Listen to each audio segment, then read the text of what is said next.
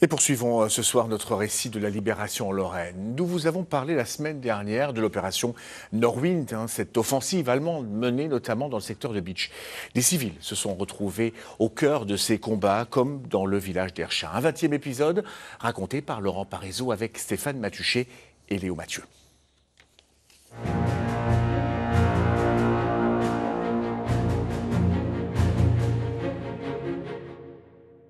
À l'extérieur de l'église d'Erchin-Giederkirch, cette plaque rappelle le drame vécu par la commune le 23 février 1945. Ce jour-là, elle a perdu un quart de ses habitants, 3 semaines avant d'être libérée, pour la deuxième fois.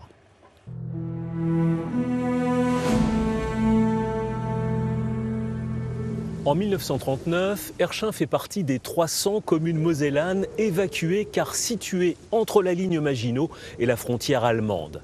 À leur retour de Charente, après l'armistice de 1940, les habitants découvrent un village pillé et dynamité.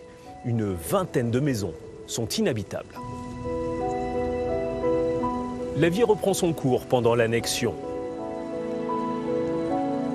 Début décembre 1944, les troupes américaines sont à quelques kilomètres. Les premiers obus tombent sur Erchin et Giederkirch. Les habitants se réfugient dans les caves jusqu'à l'arrivée des GIs le 15 décembre. Mais la libération d'Erchin est de courte durée. Le jour de Noël, les Américains se replient sur des positions plus faciles à défendre.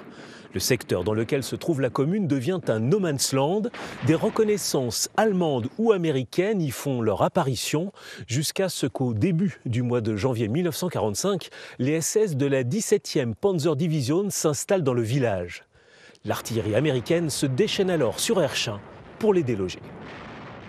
Les bombardements sont incessants pendant près de 2 mois.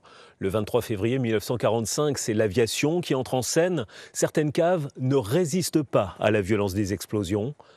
44 civils, dont 21 enfants, sont tués.